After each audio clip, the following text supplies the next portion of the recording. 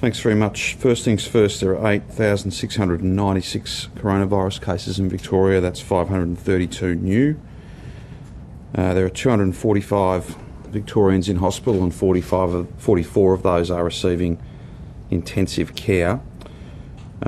We have a total number of tests at 107,587, 17,588 tests results processed yesterday. Obviously the day before was a very, very significant number in the mid to high 40,000s. I'm very sad to have to inform you that there are 6 further Victorians who have passed away as a result of this infectious virus, this global pandemic. A female in her 90s, a female in her 80s, a man in his 80s, a female in her 70s, a male in his 70s, and a male in his 50s. 5 of those 6 deaths are connected to outbreaks in aged care. Beyond that, there are 4,542 total active cases, 683 active cases connected in some way to aged care, and around 400 health workers who are active cases as of the situation report first thing this morning. The key message today for every single Victorian, regardless of where they work and regardless of where they live, you simply can't go to work if you have symptoms. You can't go to work if you feel sick even mildly. You've got to come forward and get tested. We're very grateful to all of those Victorians who are doing that, but we continue to see, particularly in aged care, and Brett can speak to this in just a moment, we continue to see far too many people in that setting and in other settings. It doesn't matter what you do for a job, it doesn't matter what industry, what sector you work in. If you are going to work with symptoms, if you're going to work when you're sick, then you will inevitably be spreading this virus. This is the biggest driver. It's not the only issue, but it is the biggest driver of transmission. It is the biggest driver of these numbers going up rather than going down. So my message, my request, my plea to all Victorians, particularly those in Melbourne and Mitchell Shire, but this does apply to every single Victorian regardless of their workplace. If you are sick, even mildly, you just can't go to work. The only thing you can do is get tested. The only thing you can do is then wait at home, not going to the shops, not going anywhere until you get your test results. And if you're negative, well then you can go about your business. If you are positive, then you will need to be at home for that 14-day period. I know that's inconvenient, but I wouldn't want anyone to have a sense of awkwardness or embarrassment. I've had some feedback that some people are very reticent to necessarily discuss symptoms or a positive diagnosis with family members. They might see that as somehow being a reflection on their family or a reflection on them. This does not discriminate. This does not discriminate. No one will be criticised or judged for doing the right thing. That's exactly what we want to see happen. If you've got a sniffle, a scratchy throat, a headache, fever, then you can't go to work. The only place you can go to is one of the more than 160 test sites across Victoria. Get tested, have those couple of days away from other people at home, and then depending on the results of that test, you can either go back to normal, and we'll be deeply grateful to you, far from thinking less of you. This does not discriminate. It doesn't matter where you're from, where your parents are from, where you live, where you work, your bank balance. It does not discriminate. It is wildly infectious. And at the moment, we've just got, without it being a matter of judgment, it's just a matter of fact, we have too many people who have symptoms and they are going to work. And what that means, even with mask wearing, even with hand hygiene, even with distancing, that is an unacceptable risk in terms of transmitting this virus. That is what is driving these numbers up, and the lockdown will not end until people stop going to work with symptoms and instead go and get tested because they have symptoms. It's not a matter of blame, it's not a matter of judgment. These are the facts, and unless we see a change, then we're going to continue to see these numbers at an unacceptably high level. So please, do something that we will all be so grateful for. act on your symptoms. Don't ignore them. Don't head to work. Instead, head to get tested. And we will get you your result as fast as we possibly can, and we will then be able to make decisions based on the risk that you pose to those you love, to those you've never met, to those you work with, to every single Victorian. This is the message of the day, and it's going to continue to be the message each and every day until we start to see the number of people who are presenting for work as if they didn't have symptoms, when in fact they do. Presenting for work when they're a close contact of someone who has symptoms, pretending that they aren't. That's just not acceptable. We have support in place, a $300 payment and then a further $1,500 payment if you are positive and need to isolate for that 2-week period and you're in insecure work. We know that's driving some of this, but regardless of what is driving this, because we do have dedicated and I think effective policies in place, and we'll be able a bit later in the week to provide you with an update in terms of the uptake of those options. But as it stands right now, we are seeing too many people, for whatever reason, attending work with symptoms. That just cannot continue. Otherwise, these restrictions will be in place for longer than they should be, and I'm sorry to say, we will see more people die, particularly in aged care. And Brett can speak directly to this. The ultimate consequence, if people are going to work sick, is that people will become infected, and therefore people will die. Get tested and get tested quickly, and then stay at home until you get your result. That's the key message, and it's going to keep being the key message until we start to see those numbers come down. It's an appeal, it's a request, however you want to view it, but I do want to address that issue where I've had a bit of feedback from people that there might be some reticence to come forward. There might be a sense that you would be looked upon badly, that you would be somehow judged, that you would be not necessarily seen as doing the right thing. Nothing could be further from the truth. Nothing could be further from the truth. If you have symptoms, coming forward and getting tested is something that we will be grateful for, and it is you doing the right thing. It is you making a powerful contribution. Beyond that, to not go to work because you feel sick, to give us a list of names, to speak to people who you have been in contact with because you've got a positive diagnosis, that's something to be proud of. And every Victorian who is doing that, I am very, very proud of you and very grateful to you. This is not easy. It doesn't. It's wildly infectious. It doesn't discriminate. It is in no way a commentary on who you are, your family, your circumstances. It doesn't discriminate. And on that basis, we're all in this together. We're all susceptible to it. And to protect your family, to protect, rather than embarrassing your family, you are protecting your family and every single family. That is some feedback that I've had, and I just want to send that message to every single Victorian doing the right thing. You will have our gratitude, and we will all be past this sooner. If you're sick, you simply can't go to work. Now, Laurel asked me yesterday in relation to WorkSafe, because we do know that workplaces are a key driver of these numbers. We've had nearly 150 additional inspections, in-person, on-site inspections, in a whole range of different high-risk settings over the last week. I can't talk too much about compliance in that I haven't got a full briefing, but in the main, those WorkSafe inspectors have found employers to be doing the right thing, employees to be doing the right thing, people taking this very, very seriously.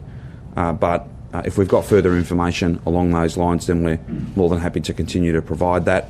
The other issue on those grants, those $300 and $1,500 payments, I'm hopeful to be able to provide you with some further information once we've collated all that. Our focus at the moment is trying to make those payments as quickly as possible.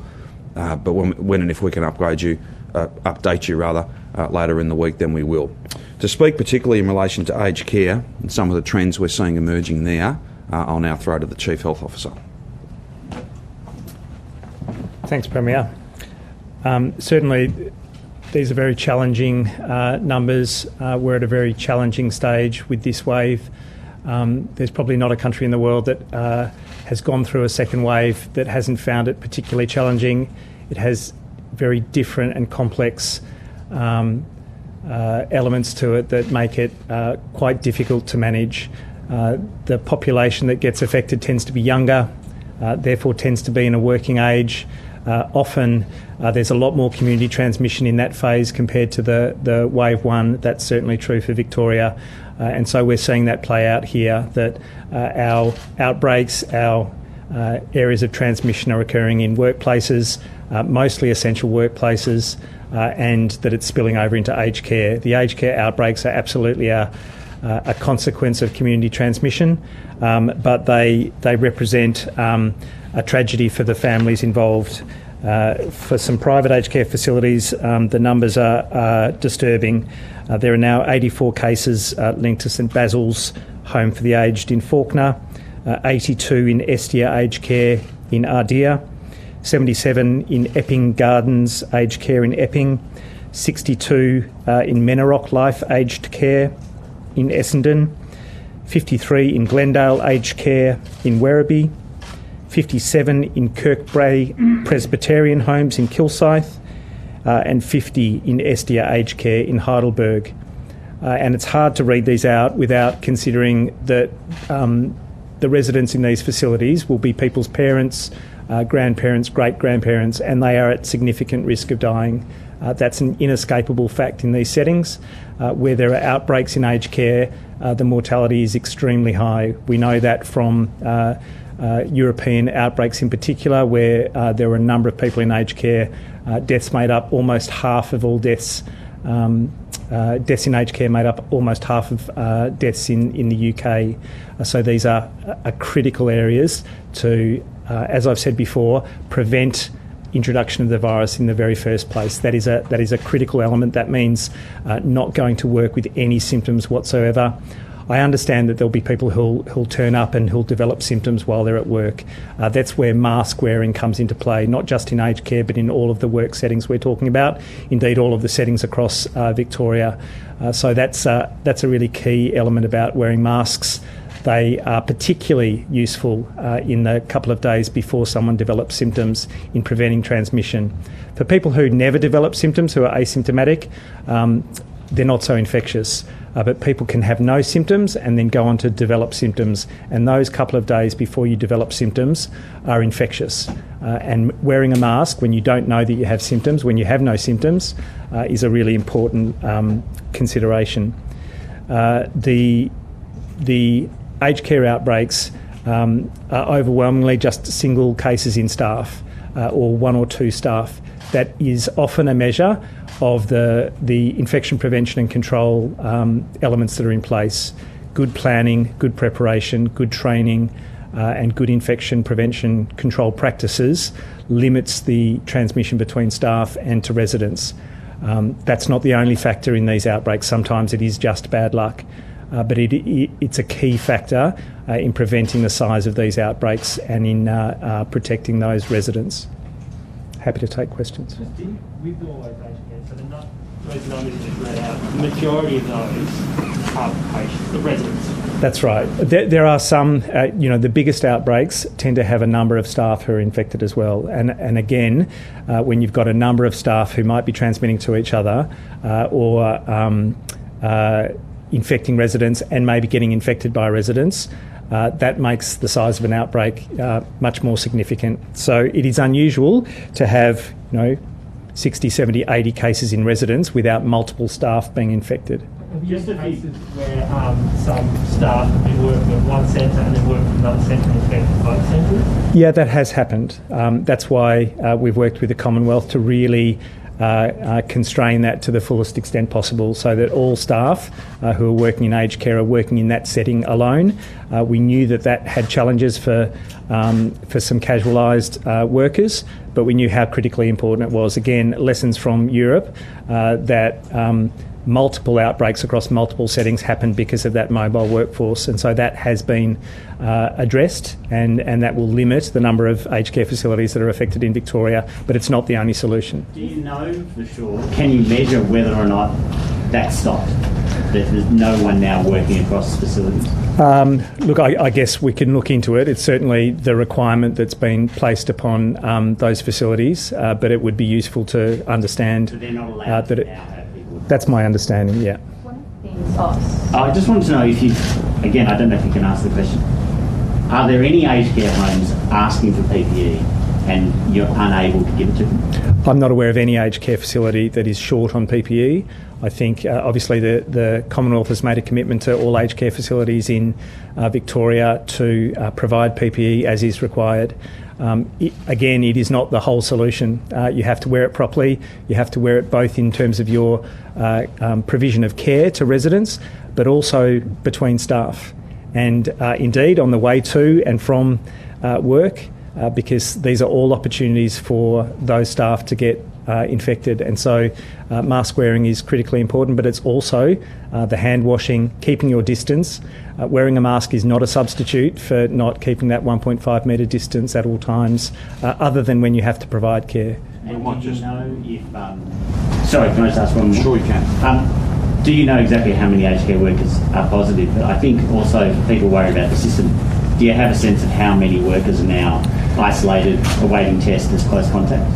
We could pull those numbers up, but yeah, it's a very significant number in aged care, coming to hundreds now.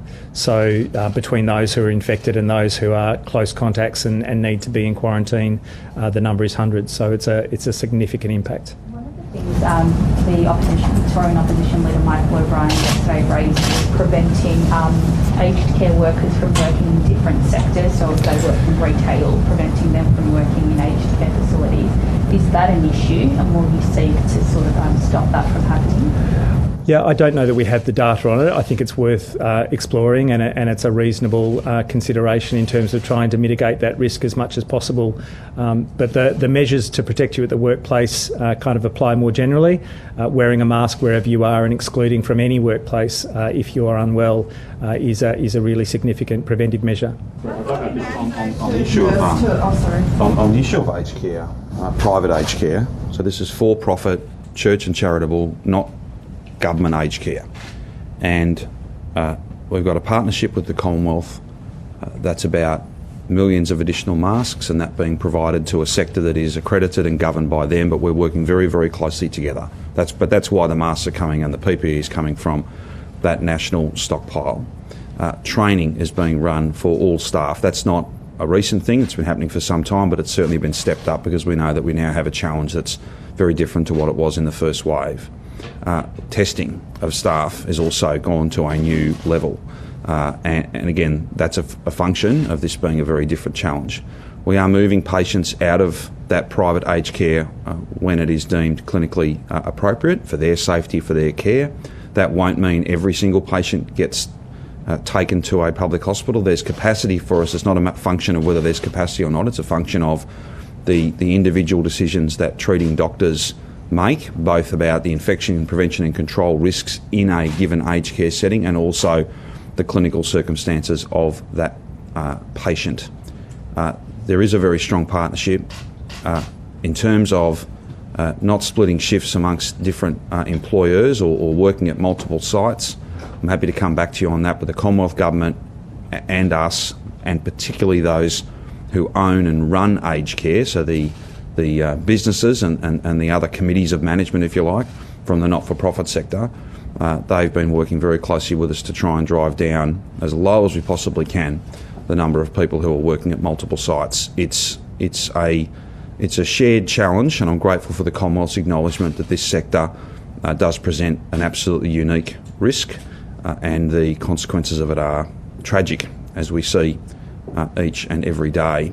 As for any sense that any private sector aged care facility's not got what they need, I'm more than happy to follow that up. There are meetings, multiple meetings each day to check on progress that we are making. But as Brett has said, sometimes transmission from staff into residents in large numbers can be a proxy for breakdowns in the kind of infection prevention and control framework that we want. That's why training, that's why doubling and tripling our efforts in a joint way, us and the Commonwealth Government, is a really important feature of this.